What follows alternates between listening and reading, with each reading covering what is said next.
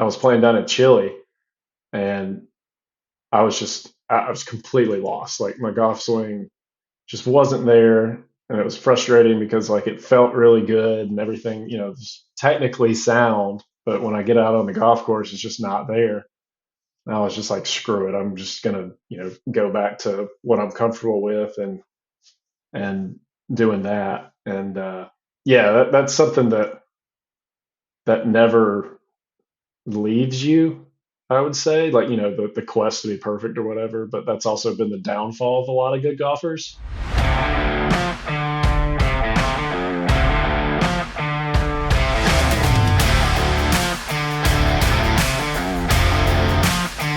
This is The Tournament Code.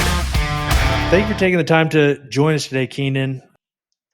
We know a little bit about you. We're excited to talk about your journey. I don't remember how many years ago I saw this older Twitter or X account. I think it was like a year or two about your game, and I followed it some. And then obviously now we're getting to talk to you. Before we get to talking, Puttview Books are our sponsor. They keep the lights on. And so Jack has the Puttview Books opening tee shot is what we call it. He has a trivia question. I don't know the answer. You don't know the answer. Jack knows the answer. So Jack, why don't you drop us that question, see how we do. This is the third time that Scottie Scheffler has successfully defended a title on the PGA Tour. Over the last 30 years, only two players have more. Who are they, and how many times have they successfly defended a title? So there's two other players you're saying. Two other players in the last 30 years. Have done it three times. Yes. Or no, sorry. To like defend a title. So Scottie has defended the Memorial, Phoenix, and another event having 3 title defenses. What other players have done it more than that?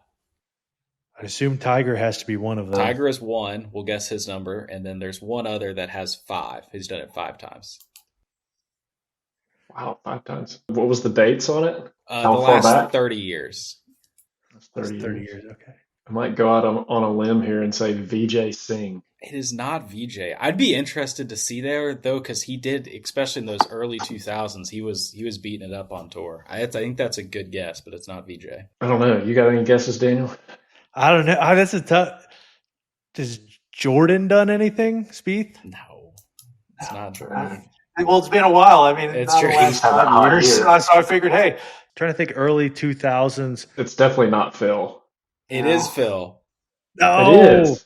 Wow. So Phil's done it. Phil's done it 5 times. Scotty's done it 3 times. How many times has Tiger done it? This might be one of even the more incredible Tiger stats, and there's a trunk load of those.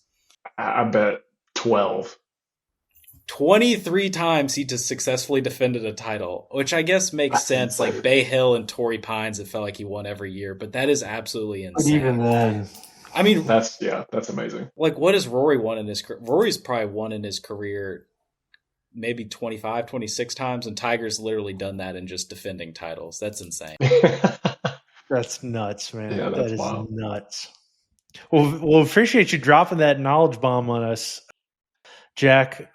Keenan, we appreciate you taking the time because it's Sunday night and you just finished up a practice round for sectionals. So before we go into, background and all that fun stuff, tell us a little bit about where you're playing sectionals, your prep work for sectionals, and what locals was like for you. Okay, so I'm at Woodmont Country Club right now up in Rockville, Maryland. Absolutely fantastic golf course. I've played up here one time before. So I kind of wanted to go back. As far as like prep work and stuff, I mean, I'm right in the middle of the season right now, so I've been playing a lot.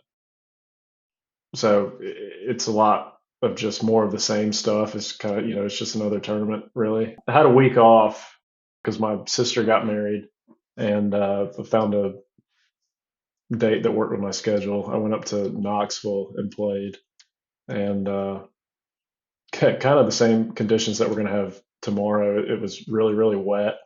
And, ball wasn't rolling out or anything. Greens were soft. And I didn't play great or anything. I think I shot 4 under that day. That was pretty much all it called for, just because of the conditions and stuff. I just played pretty solid, made a couple putts, and was able to get through that. So, yeah, now I'm here. And tomorrow's going to be a long day, but it's going to be a fun one. So I'm looking forward to it. This is always it's a long day, but it's a fun day. Obviously, it's golf's longest day, and I think we have a lot of college players who listen who are familiar with the 36 hole grind. What is your mentality going into like a day where you're going to be out there for 12 hours, kind of being locked in all the time? Like, how do you go Yeah, about that? I mean, it's obviously that's a different headspace than you really ever have to be any other time. I know we did it in college a decent amount, but since it's a 36 hole qualifier, it's essentially just a very long Monday qualifier.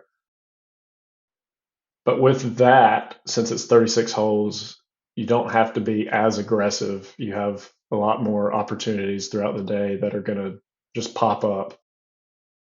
So it's not like you got to be firing at pins and stuff like that, especially because these courses they try to make them US Open esque. It's obviously not quite the same, but they do try to make it pretty hard. The rough's really thick out here, so you know placement is going to be very important. So yeah, you just kind of got to plot your way through it and hope you make a couple putts and just miss it in the right spots throughout the day, and then hopefully at the end of the day, you got a number that's going to get through. Absolutely. When it comes to you played a practice round today, I think one of the big things that juniors, college players, and then obviously some even pros we've talked to said, yeah, they still haven't exactly figured out what the best way to do is when you comes to, doing prep work on a course, going and playing a practice round, what do you pay attention to? What are you recording?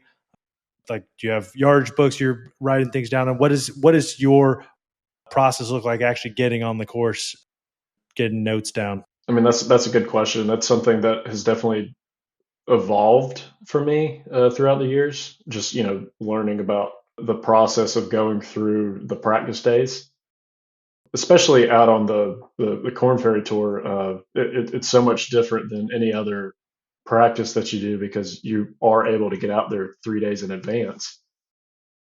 But I mean, the big things I'm trying to figure out are off the tee, obviously placement. Where do I want to be to give me the biggest advantage going into the green? So, that's going to involve, am I going to want to avoid a fairway bunker by laying up short of it? Am I able to take it over it? That kind of stuff. Usually try to not flirt with bunkers. I mean, that's pretty much what everybody does. Every once in a while, you'll run into a hole where, you don't have a choice but to do it. But yeah, so that off the tee, going into the holes, it's a little bit different. One thing that I've kind of picked up on out here is that short sighting, everybody always talks about how short sighting is, the death of you. That's not necessarily the case all the time. Sometimes short sighting is actually the best miss because you have a very short, easy chip.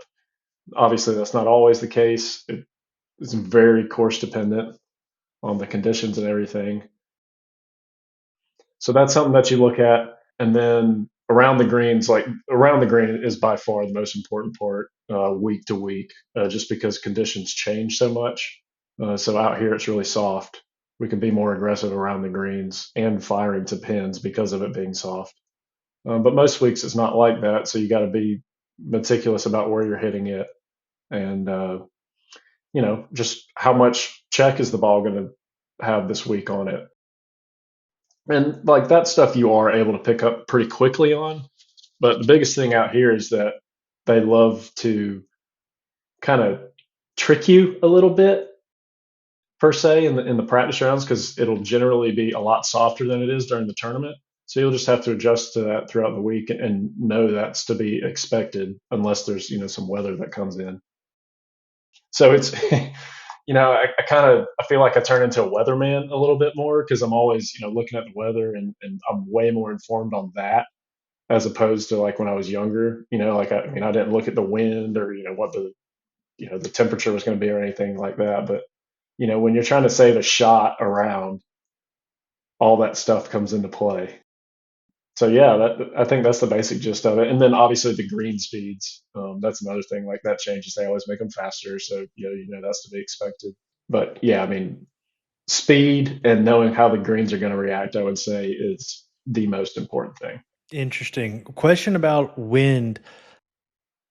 When you're taking note of the wind before the round and then you're getting out onto the course, do you play wind? Like when you get out on the course, do you just feel where the wind's coming from? Do you play off of where the wind was on like the weather report and say, okay, even if it feels a little different, I'm guessing it's that? What do you do?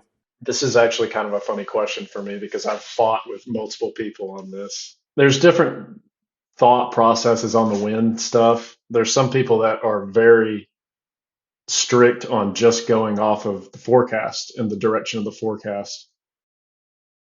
I'm not one of those people because, I mean, you can clearly see the wind blowing a different direction sometimes. And like that's, when you're playing golf and specifically like a course that's tree lined, the wind is going to swirl and the wind is always not going to be where it says it's going to be. And yes, I look at the forecast and that is going to be the dominant thing for the day usually. But I believe that you can't stick to that just strictly because the wind does like to swirl in trees and stuff. And obviously, you're going to have some shots sometimes where, I mean, the trees could be completely blocking the wind, so you don't feel it. So I would say it's a little bit of a mix. It is, for me, a little bit feel related, but that's also just how I play golf. I'm very much a field player. So yeah, that's kind of how I go about that. What does it mean to you to be a field player? What does that look like, and how does that impact instruction and everything else? I think the biggest thing that I've learned throughout the years is, I mean, I grew up playing golf from a very early age. So growing up, I was just learning to hit the ball and stuff. And with that, there's some tendencies that I have with my golf game that are just never going to go away. They're ingrained in me, and that's how I play. And a lot of those things I would kind of consider a little bit more feel. So like I like to hit. Well, when I was growing up, I liked to hit a big high draw, and that was like the only shot I could hit. So that's kind of ingrained in me. I'm always going to have that natural draw shot shape, and I've tried to go away from that in the past and become the like perfect player, where everything is technically sound, and I've just figured out that that doesn't work for me because that's just not who I am. So like yeah, with the swing stuff, that's kind of how that is. And honestly, the biggest one for me is putting because I grew up putting like really kind of funky. I'm left-handed, so I love Phil growing up, and like I always try to like forward press it like he does and all that stuff. So that's just like I just kind of got to roll with it. I don't try to get too technical with that stuff, and it's just more of a reaction process. So yeah, that's what I would say. As you've progressed up the ranks, has there been times where you've tried to get more technical or people have come into your kind of instruction sphere and that hasn't worked out as well? Oh yeah, like 100%. I mean, perfect example is like leading up to the beginning of this year. It's something that never really goes away because obviously there's always things you're going to try to nitpick and get better at. But, I was really trying to get a little bit more technically sound on like the data points. So, like the TrackMan stuff, trying to find all the paths and all those numbers that we're trying to align a little bit more. And I was playing I was playing down in Chile, and I was completely lost. Like my golf swing just wasn't there, and it was frustrating because like it felt really good and everything, was technically sound, but when I get out on the golf course, it's just not there. And I was just like, screw it, I'm just gonna go back to what I'm comfortable with and doing that. And yeah, that's something that never leaves you, I would say, like, the quest to be perfect or whatever, but that's also been the downfall of a lot of good golfers. So yeah, and then like another point to that I would add is teachers, some teachers, have a thought process of trying to kind of get everybody in the same spots, and then some kind of try to do, your swing a little bit more. So, I mean, you have to know what kind of player you are and what you're looking for. But for me, like I like working with guys that kind of are going to work with what I got. Absolutely. When it comes to getting better, you kind of mentioned the tension there when you want to get better. Most of the time, something has to change. And sometimes you change things and it doesn't work out. How do you analyze or parse information or parse changes and say, okay, this change is a change that I'm going to stick with and I'm going to try to build on, and other changes, okay, it's just not going to work for me? And are there any, changes that you've made that you're like, oh wow, this leveled me up a little bit? I think an important thing to look at with stuff like that is your stats. If there is a glaring issue, there's probably going to be something that needs to change. But every good golfer, every college, high school, whatever, you've got something that makes you good, whatever that is. It could be driving, chipping, putting, whatever. So like generally, I would say everybody's got a strong suit, and you probably don't want to mess around with it. Like obviously, you always want to get better, but you don't want to try to reinvent the wheel or anything with it, because there's a reason that you're at the place you're at. So like yeah, that for me, that's kind of the way I've been. Like my chipping has not been good recently. My stats are not good. So like that's an issue that I have to fix. So I have been exploring that a little bit more and trying different approaches to try to get that better. And the only way you're going to figure out if it's working or not is if you're, doing it in tournament rounds. It can feel great when you're practicing, but it's a different thing when you're under the gun. So sometimes you just got to fight through it, figure it out, and it's going to suck for a little bit until it gets better, and then it'll click, and you're like, oh, it's a whole lot better now. So yeah. So you said you're experimenting with some new chipping techniques. What was kind of your chipping technique that led you to experiment, and what are you currently working on now? This has always been a very hot topic on X these days about shallow, steep VSP and spin loft. Oh yeah, yeah. Apparently that's a huge debate right now. I've always been kind of going off of that feel stuff. I've always been really, really good with my hands and higher lofted shots, like soft shots. I'm really good at that. Shot like lately, I've been in the situation where like I kind of want to be screwed when I'm chipping, so I can like hit like a high soft shot because I'm way more comfortable with that than just hitting your basic chip shot. It's been driving me crazy. So the issue was that I was a little bit too handsy, kind of getting the club in front of my hands a little bit too much to hit that shot, and it was bleeding into just hitting the more normal chip shots. So yeah, I'm trying to get a little bit more vertical, hands in front, steep really, and I mean it's been great. It's obviously it's a work in progress, and I'm getting there, but it's completely different, and it's radical feeling to me. Like it's something I'm not used to, but I'm getting to the point now where I'm feeling a lot more comfortable with it, and because of that, I'm able to hit different shots, and the whole point is to, like I said earlier, is save a shot around, and I feel like I'm in a better position to do that now. What does the top of your bag look like? Driver, down a few to your second and third option. And what is your club head speed with driver? Club head speed, I'm not exactly sure. I usually cruise Ball around speed. 180 ball speed. Got it. That's like cruising range. I used to hit it a lot further. I kind of got sucked into the distance stuff and hitting it a long way, and then I hurt myself, and I also had no control over my irons and stuff like that. So I backed off on that, and it was a good lesson to learn. But yeah, I driver, I fluctuate course dependent on if I'm going to put a mini driver in play or a 3 wood, 4 wood really, and then also 3 iron or 3 hybrid. That's the gapping right now. Got it. Okay, I'm gonna pick your brain here on a few different questions. I think 180. Jack, correct me if I'm wrong. 180 ball speed would be right around like 119, 120. I think, depending on the strike, which is above tour average, a very solid number. This is a selfish question. I'm going to ask some other questions.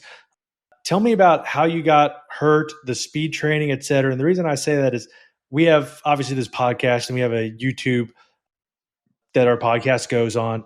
And we've been starting to do other things and, experiments on our own golf games, et cetera. And I'm in the middle of I haven't released the first video because I got to wait to see how an MRI turns out. But I'm between now and December 31st, I have to get to 130 mile per hour max club head speed, or else I got to give $1,000 away to a listener. And so I'm starting the process. I had some random injuries pop up, which I've never seen before. So I want to hear about your speed journey, the injuries, all that kind of stuff. Yeah, I mean, I tried to pick it up kind of with like that was becoming like a fad, I would say. Like Bryson was hitting it forever, and like Phil was kind of getting into that stuff. And distance had always like I had always wanted to pick up a little bit more out of school. I mean, I hit it plenty far, but I always wanted to hit it further. And so yeah, I got into that stuff and just. There wasn't really any speed training involved for me. Like I never did any of the speed sticks or any of that. I just tried to hit the ball as hard as I could. And eventually like I figured it out and like found a way to hit it straight and long. And it was cool. But that was about it. It'd be crooked, and like I said, I had no control over my iron game too. My distances were all over the place. And I hurt my right shoulder, which is my lead shoulder.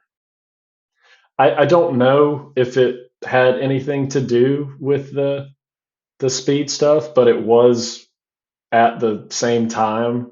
So like that, I mean, it's got to be what it was. I just think the golf swing is a very unnatural motion, and getting your body to do it perfectly in sync when you're swinging that hard is really, really hard to do. And if you are not in sync, something can get off very quickly, and something's probably gonna pop out of place or something. I don't know. Shoulders seem to be a thing with golfers, shoulders and elbows and knees. So and like all that stuff, you not only for golf, you just want to keep that for the rest of your life and be good, when you're 60 years old. So I was kind of like, all right, this isn't really worth it anymore. I get it.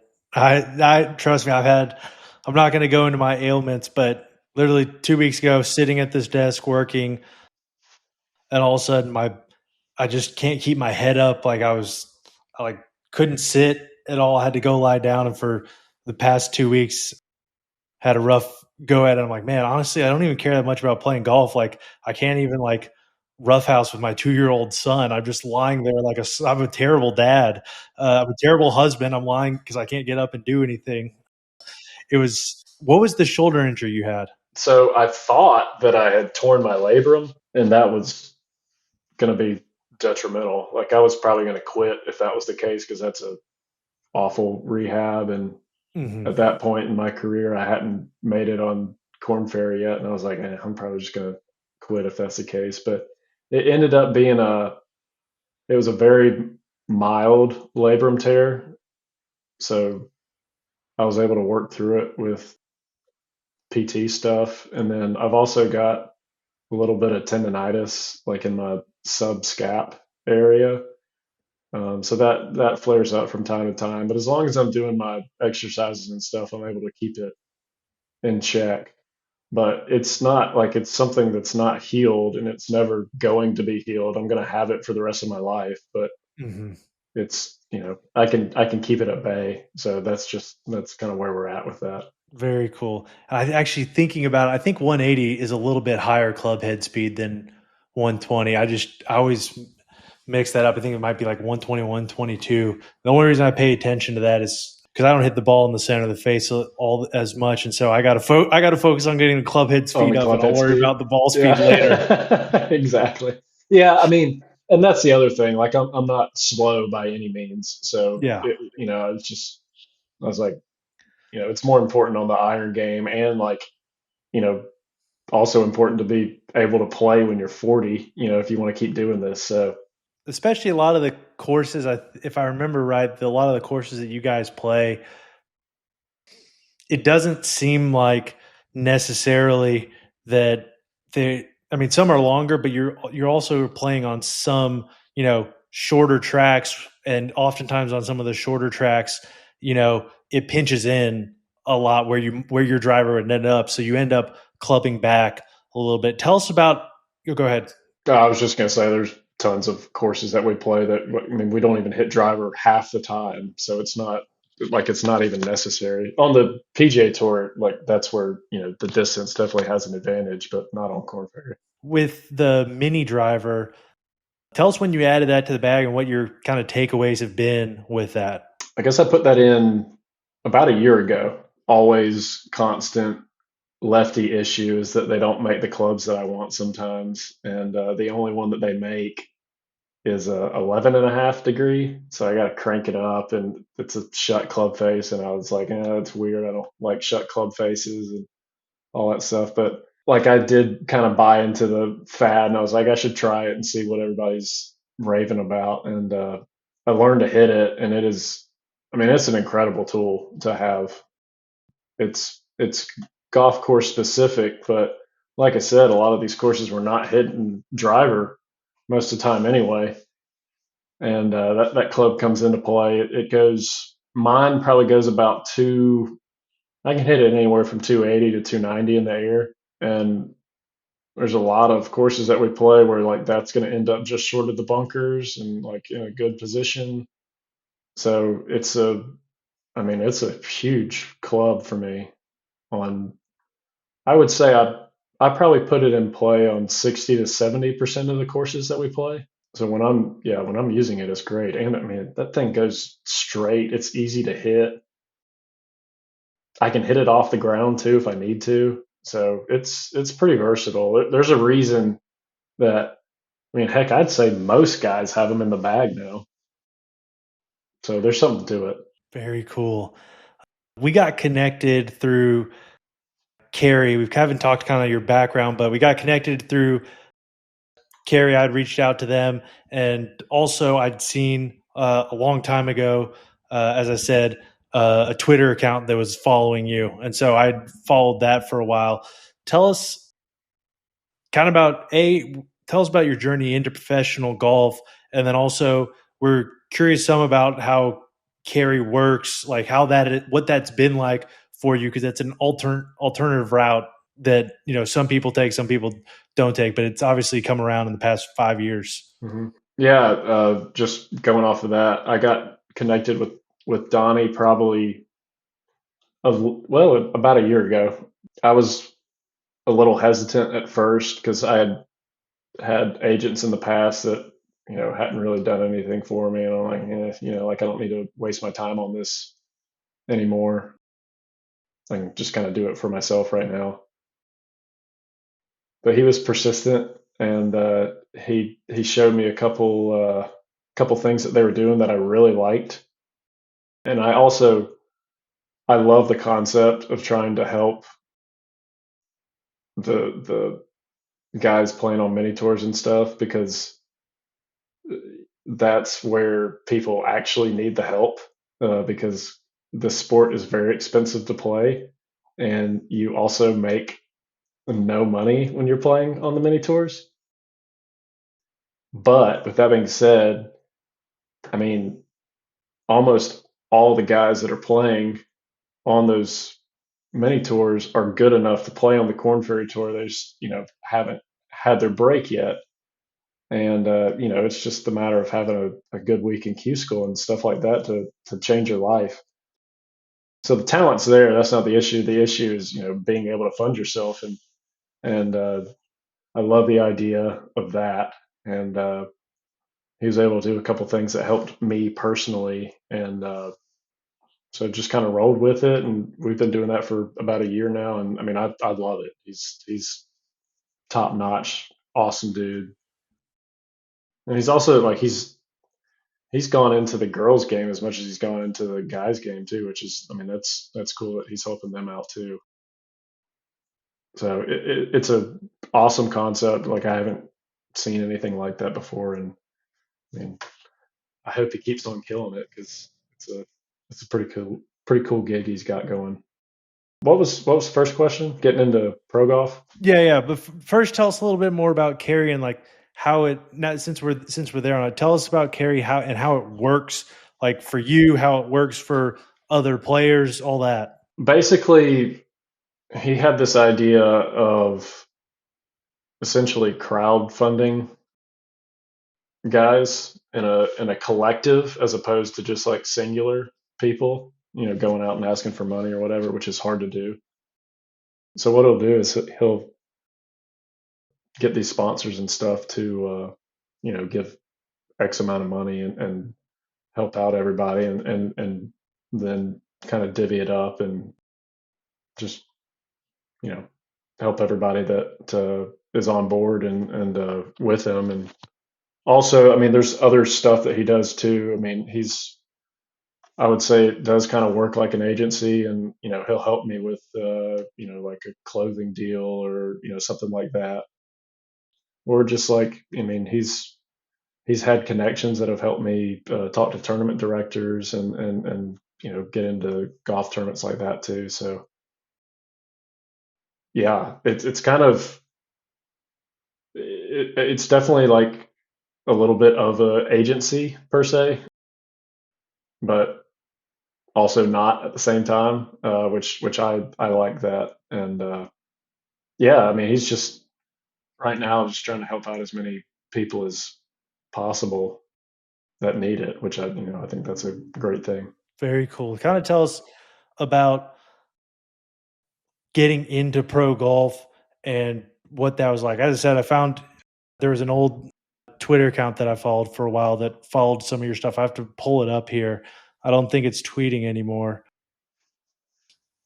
but I remember seeing that a long time ago and following along. So just kind of tell us about your background and all that. Going pro was just like the natural progression for me coming out of school. I was a fairly successful collegiate golfer, and I felt like my game was good enough to take it to the next level.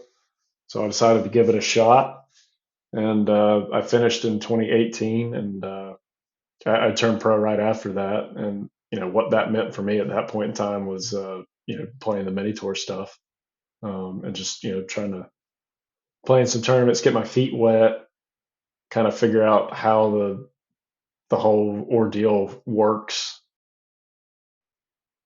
because no one tells you, and there's no book about it or anything, so you got to figure it out yourself, which is definitely tough sometimes. But yeah, so I did that. I played in Q school one, two, three, four times before I made it. And yeah, last year was my first full year out there. And yeah, so I mean, it was a grind, obviously. I mean, anybody would tell you that. There were some highs and lows. It's definitely not the most fun thing in the world to do. It yeah, it's just it's a lot of figuring it out and learning what steps you have to take to progress, but evolve also as a golfer, because your game does have to evolve with the changing circumstances. So yeah, I mean that's pretty much it. it's just a long grind of, hoping that you can get through Q school or hoping that you can get in a Monday qualifier and play well and all that stuff. So it takes its toll, but it's a journey that everybody's got a dream of doing it, and mine paid off eventually. So here we are. Yeah, it's one of those things when I, tell people that people who didn't play competitive golf, like, yeah, I played college golf, like, man, there'd be nothing. They think there'd be nothing more fun in the world than being a professional golfer. And I'm like, man, I don't know about that. I know a lot of professional golfers, and not a lot of them see that happy. It doesn't see it's not as much golf as you think. It's much better being a lawyer who plays golf, or maybe not a lawyer, but someone who gets to play golf 2 or 3 days a week and then doesn't worry about it. Because I remember when I quit like college golf, and I was like, oh, like this is my third stress fracture. Okay, I'm done, and it sucked being done. I was bummed, and I was bummed for a while, and then like after a while, I was like, oh, like life is a whole lot easier when you don't have to worry about what your golf score is. Like school, I can do, like I always was good at school, and so okay, I can just do school. That's way easier than trying to hit a ball around with a metal stick. Way easier. I might just keep doing that. Yeah, I mean, it takes its toll on you after a while. It's, stress, anxiety inducing, all that stuff. It just kind of weighs, especially like kind of when you get to my age and, you've got a wife and wanting to have kids, and you're like, am I going to freaking chase a golf ball for the rest of my life? Like, this is no way to live. And it's also like, what else are you going to do? You're already Yeah, there. exactly, exactly. But I mean, I will say, with all that being said, I'm extremely blessed, and I mean, there's nothing else I would rather be doing. I don't want to be in an office, so this is this is the this is the best thing for me. What's it like? So, as you said, you went 4 years through Q school with no status. How do you keep up hope that, okay, like, yes, like I didn't get Korn Ferry status this year, and obviously that's the best path there. America's is obviously there's some inroads you can make there, but that's the best path there. How do you get through that? Go through a year, not get it, and then obviously maintain hope and be like, well, I don't have status, but I want to play a whole nother year. Like there's other things to do outside of this, because for some people they don't make it. They're like, well, all right, like you get 365 days of waiting, or 340 or whatever till first stage again. How do you kind of make it through the year and not let yourself focus on that? I mean, it's just belief in yourself. That's what it comes down to. You truly have to know that you're good enough. Because if you don't, then you're not going to do it. Like just flat out, that's how it is. If you don't have the confidence to know that you're good enough to compete with the best players in the world, then you're not going to do it. And I mean, that's what I kept telling myself. I put myself in situations throughout that time where I was able to prove to myself that I was good enough, and that that's playing with guys that are better than me, and just through tournament experience. It's just total belief in yourself. When did you get married? At what point in your career did you get married? And we're coming up on about a year now, June 22nd. So Okay. yeah. And how long do you guys know each other before that? So we started dating like right when COVID was starting. So that was early 2020. Okay. Yeah, so about 5 years now. She's been in for the long haul then. Yeah, she's seen the bad parts.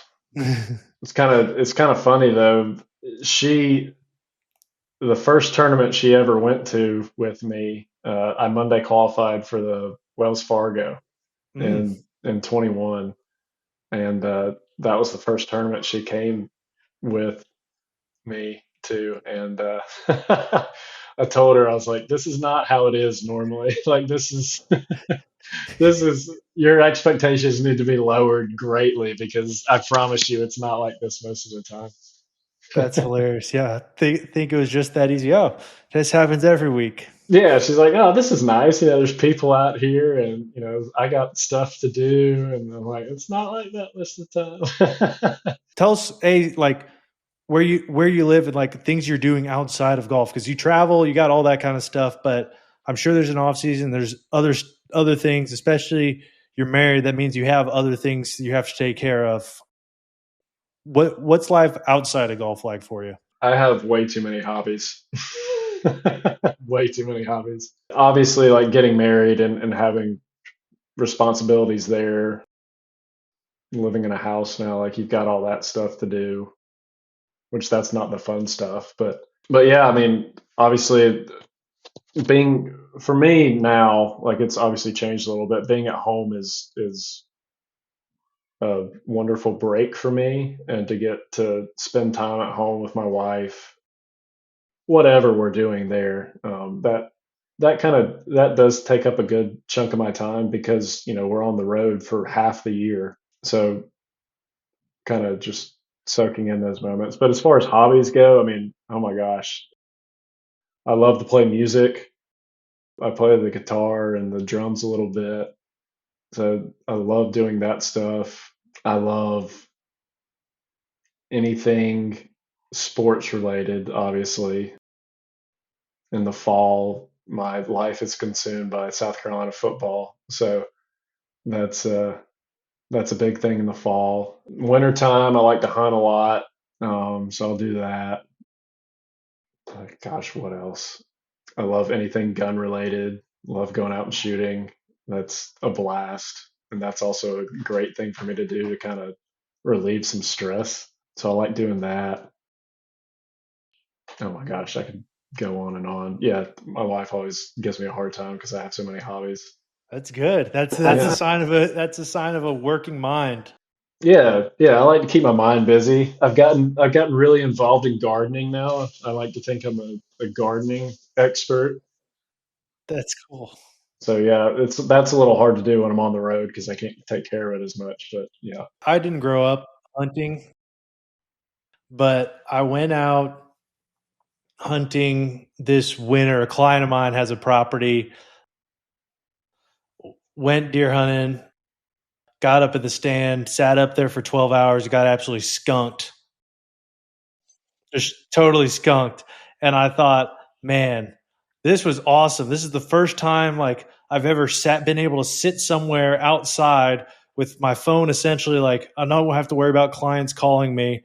And I wasn't constantly doing something. I was like, man, I should spend way more time doing this. And my country club was like 40 minutes. We moved, so it wasn't near my house anymore. I was like, I should get rid of my club membership, and I should just spend more time hunting. And so that day I was like, yeah, I'm just dropping it. So I hadn't been out there in 4 or 5 or 6 months. So I dropped it anyway. And then now this year, once deer season comes around, I want to be out of my client's property hunting a lot more. heck yeah, man. I mean, it's just like that's really why I like it too. I mean, just being out in nature, it's so peaceful. Like, I mean, some of my favorite mornings is that I can think of is being out on that boat going duck hunting, just sitting there at 4 in the morning and just like looking up at the stars. It's incredible. There's probably not a time that I'm closer to God than when I'm out there. I'm like, oh Yeah, man, this is a hundred this is percent. where he is. Yeah, absolutely. Yeah. There's something very special about that, and I mean, I think we're drawn to nature and stuff like that. So it's Absolutely. that's a special thing. It beats a lot. So obviously we've talked a little about your background, talked some about sectionals, what you got coming up. And you said you were a field player. Tell us what instruction has been like for you. As you said, as things have gone on, you've tried out some instruction, some hasn't been for you, but tell us kind of your instruction background and what you're up to now in that regard. Growing up, I went to a guy named Don Trahan. His swing theory was very vertical. Like he wanted me to swing as vertical and like basically get my hands as high as possible in my swing, which has significantly changed since then. But that was kind of like the background. I honestly had a funky looking golf swing when I was growing up, but throughout the years, I've tried to shallow it out a little bit and get more on the conventional plane. And I started working with a guy named Sean Kennedy. We've probably been together about 2 years now. He's been awesome.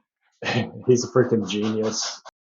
He knows so much stuff and is able to dumb it down enough for an idiot like me to where it makes sense. He really hasn't changed my swing that much. Just little things here and there. Like we try to work on tempo a lot. Like that's a very important thing for me. Like when my swing tends to get off, I like to get quick, like everybody.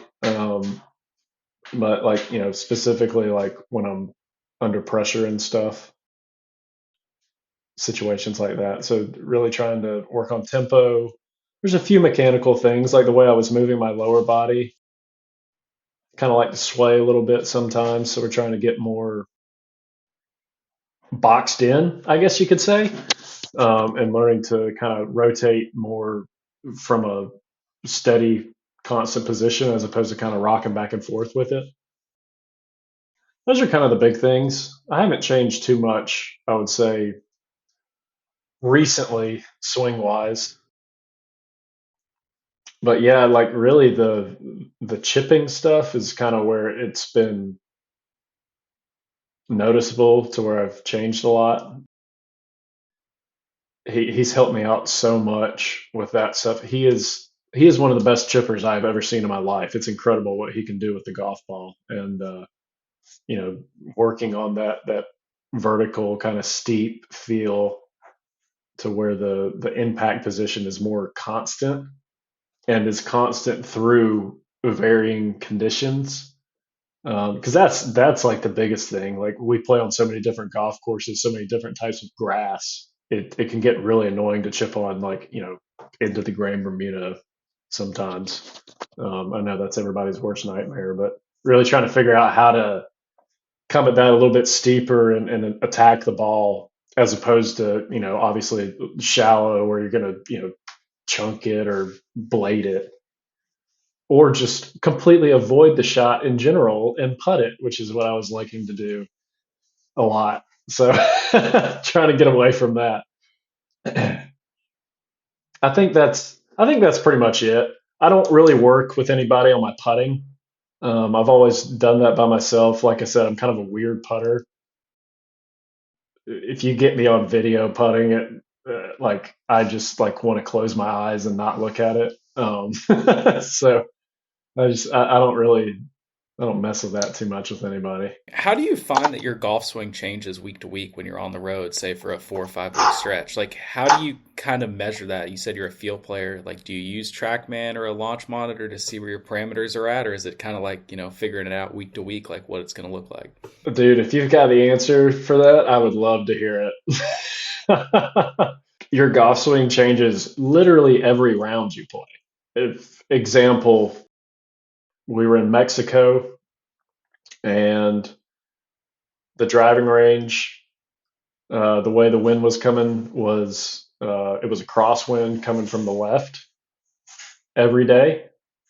And before that, I felt like I was hitting the ball pretty good. And you spend a week there hitting on that range every day. And by the time I left, my golf swing had changed so much because you're trying to either go with or fight that wind. So like there's going to be something every week I found that's going to want to like just very subtly change your swing. Actually, I take that back. I think saying change your swing is probably not the right thing. I think there's most of the time for me, I think it's a lot of alignment or just setup issues that just kind of start to creep in. So there is a checklist of things that I try to do, and I'm trying to get better at that too. I mean, that's a learning process there. But there's certain things I think that you can do as far as ball position, alignment and making sure that, are my shoulders open? Are my hips like, is everything squared away, or whatever, whatever you're trying to do for that certain time. Because like when I was hitting in that crosswind, I kind of started to ride it a little bit. And so I was kind of hitting like a big sweeping draw, just kind of going with it. 'Cause I didn't feel comfortable hitting it into the wind. So by the time I left, like I was swinging very inside out.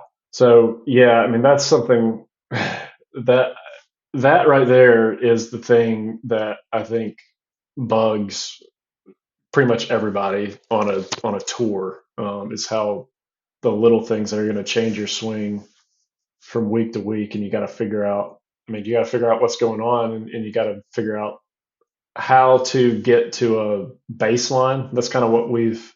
That's kind of the thing I've been working on recently is establishing a baseline and being able to be comfortable with that baseline shot, and then working off of that. So yeah, like it's kind of funny you brought up that question because I mean that's something I've been working on. I mean in the past month to try to get better at.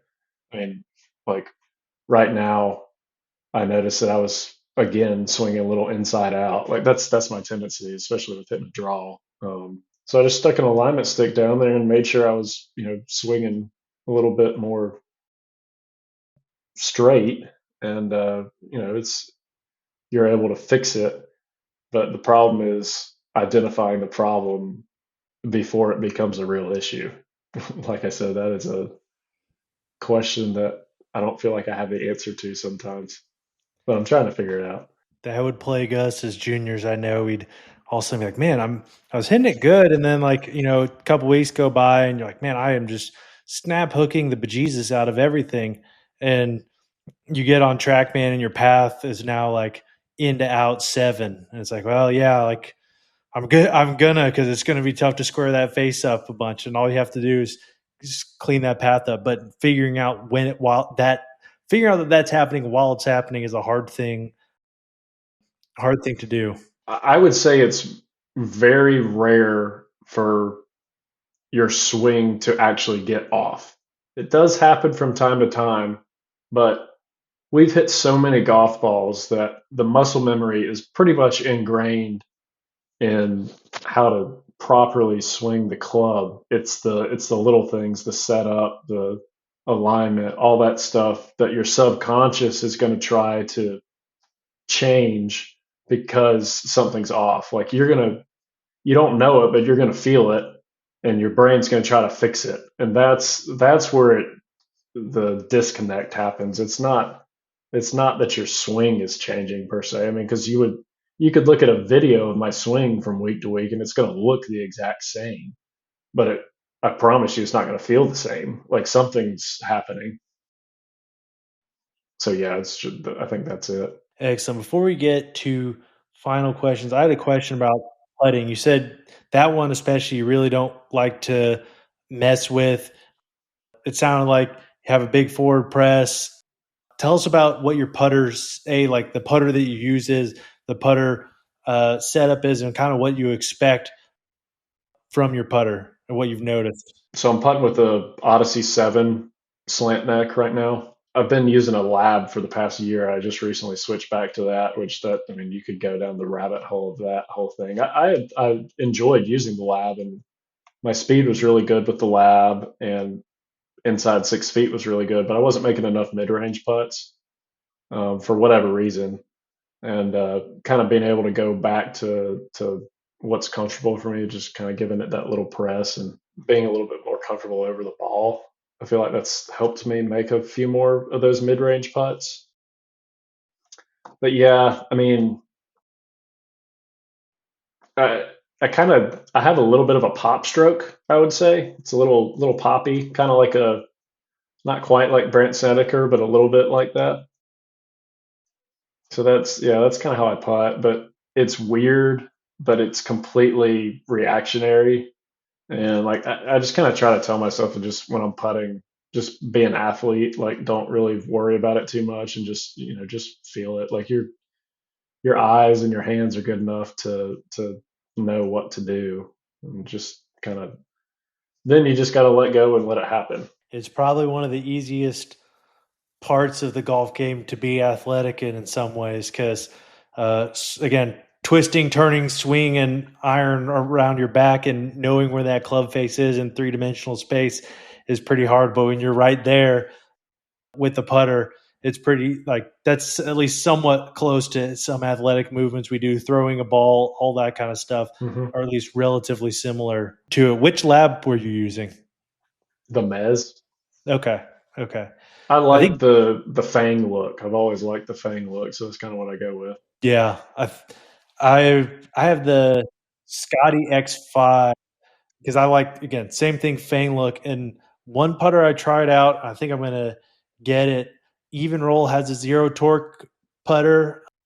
It looks kind of like the Spider, but with a hole in the center. But it had kind of like a Fang look and a Fang feel. I tried it out the other day. It was pretty impressive. The thing about a lot of the zero torque putters, I don't know if this is your experience. You have much better feel than I do, but sometimes it's just how the putter head is made. It just doesn't feel the same coming off the head. And I think it depends on what manufacturer it is and how they get to that zero torque, but it doesn't feel the same coming off the head. It's sometimes it's a little at least to me, it was a little jumpy off the face. I don't want to talk bad about the lab putter at all because I like using it. I might go back to it, but I think the biggest thing is because of the zero torque or whatever, you don't feel the face.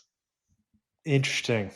And Yeah. so like using this putter, you can feel the face rotate.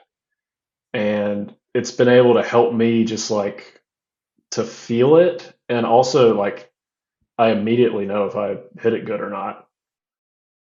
That was the thing that kind of I felt like was a little bit off with the lab is that I lost the feel of the face a little bit. And it's probably too maybe a function of how long you've been using standard putters that torque. And so your forearms, hands, brain is used to making these adjustments that we don't even know that we're making. Yeah, I mean if a kid, if the first putter he picks up is a zero torque putter, like that's probably going to be incredible for him. But yeah, it's a completely different feel, and I think it's really really good for some golfers.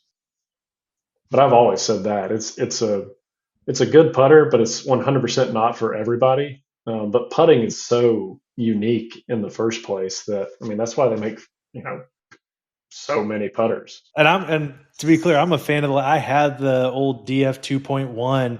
I used that in an arm lock in like 2021 or 2020. I got that in an arm lock and was crazy. I did pretty well from 8 feet and in. The problem, it's great there. Yeah, the problem for me was I started playing on a golf course around here that had like a ton of break, and for some reason the arm lock, everything, it was just a little hard for me to play big breaks with it. I don't know why. It's stupid. It's just probably was the feel with the speed, how much variability comes with like playing 3% slopes a lot. Mm-hmm. But I really love the technology and what they did, especially, everybody's now, not everybody, like the big box are now copying everything that they've kind of. Yeah, they changed the game. Market. Yeah, every manufacturer has a zero torque putter now. It's crazy, and it happened in a year. I couldn't believe how fast I was like, man, this is, again, 5 years ago, this is really cool. I can't believe no one else is doing it. Okay, Adele's doing it. They had zero torques that were like more normal looking. Axis had it, but really no one else, was doing it. Even Roll did one, I think, more recently. And then all of a sudden I see Odyssey has one. Like everybody has one. Is Scotty? Do they have one yet? Yeah. Okay. Yeah, there's guys using them. Which models are they for the public or are they for? I don't follow equipment too well. That I'm not sure of. It could just be a tour thing. I'm not sure. The ones that I've seen are mallets. There's no blades. I feel like a blade would look kind of weird. It's hard. It's hard to do it on the. It's hard to do it on the blade because I've messed around with making my own zero torque like a long time ago. Back in 2020 and 21, I started modeling some out that I was like, okay, what would I want it to look like? how do I get it to match up, and just getting that shaft to run through the center of mass. I mean, you can do it, but like doing that and having it feel like a normal putter is very hard, which is why, like, again, I like the lab, what they did with the blade. It's super cool that they have, but there was just something where you're like, this is not what I'm used to feeling, just an odd setup. But a lot of their stuff, obviously, like a lot. Very cool. So I think we've talked about a ton today. And I know you got to prepare, got a good night's sleep for a long day tomorrow. The last question that we ask every guest is the same. And for you, it's going to be a two-parter. So one, if you go back to yourself as a junior golfer and tell yourself just one thing, what would that one thing be? And two, if you could tell a junior golfer just one thing, what would that one thing be? If I could go back, I'd probably say not to try so hard. You felt like, at least for me, like I've always been like this, but like as a junior golfer, like the weight of the world is on your shoulders in like this tournament that you're playing in. And, you look back on it and you're like, how silly was that? And if I were to tell a junior golfer some advice, the things that I've seen in playing with some of them, these kids now, they have a lot of game. It's really impressive. The game's changed so much now that they have so much technology at their hands that they can, their swings are pure and like they're hitting these shots that are incredible. Like I couldn't have imagined doing that when I was younger. But I mean, one would be just to have fun with it. If that it's not, it's a game. It's supposed to be fun. Don't let it wear you down, because trust me, if you want to play this game for a long time, you can let it wear you down later. Have fun with it. And the other thing I would say is have a very optimistic and happy attitude when you're playing. Because like for me, I was a little bit of a hothead growing up, had a little bit of a temper on the golf course. Like one time I'd smack my putter over my bag and I snapped all the clubs that were in the top part of my bag. So I pulled out the driver on the next hole and it was snapped in half, and all the other ones, they just kept going and they're all snapped. So yeah, oh yeah, it was bad. That was a bad week for me. But yeah, just have fun with it. And like, I mean, if you're wanting to play at the next level, that is what every single golf coach would tell you is, what's your attitude like? That's what they're looking for. They don't look at the numbers that you're shooting. I mean, obviously they do look at the numbers that you're shooting, but they're actually very interested in what you look like and what your attitude is like when you shoot 85. Because that's going to tell them what your character is like and if they want you to be a part of their team or not. And I mean, I have had literally every single golf coach that I've talked to, college golf coach, has said the same exact thing there. So have a good attitude. Don't let it beat you down, and have fun with it. Excellent. Where can people find you on social media? Where can they follow along? So I guess I got Instagram. I think it's Keen_Husky. But that's it. That's my only social media. Perfect. And if you're looking to find us on social media, find us on Instagram at the Tournament Code and on Twitter/X at Tournament Code. If you're listening to us on YouTube, Spotify, or Apple Podcasts, please like, subscribe, leave a rating, all the good stuff. Preferably 5 stars, but 1 star is fine too, as long as you let us know. Be sure to keep following along with us, and we appreciate you joining us as we dive in deeper to what it takes to play elite tournament golf.